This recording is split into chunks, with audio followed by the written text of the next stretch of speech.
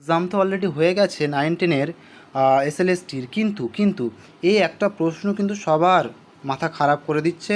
তোমরা বহুবার কিন্তু এই প্রশ্নটা নিয়ে সমস্যার সম্মুখীন হচ্ছে এবং আমাকে জিজ্ঞাসা করছো যে কিনা the Tokyo Olympics were only intermediately dash on Doordarshan.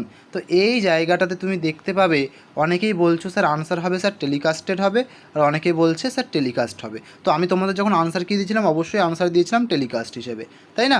তো দেখো ব্যাপার যেটা হচ্ছে, যারা যারা টেলিকাস্টেড বলছো, এই ওয়ার্ডটা প্রথম কথা এটা সঠিক ভুল। প্রথম কথা অপশান নাম্বার এটা সঠিক ভুল।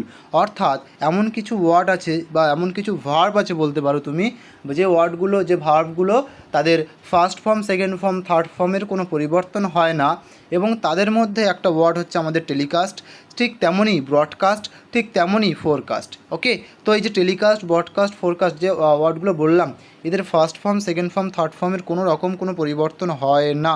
তো সেজন্য এখানে তোমরা যতই ওয়ার্ড দেখে তোমরা অপশান নাম্বার এ মার্কস করো, সেটা কিন্তু সঠিক ভুল হয়ে যাবে। তো এটা কিন্তু ভুল আনসার। তো সঠিক আনসার অ্যাকচুয়ালি তাহলে কী হবে?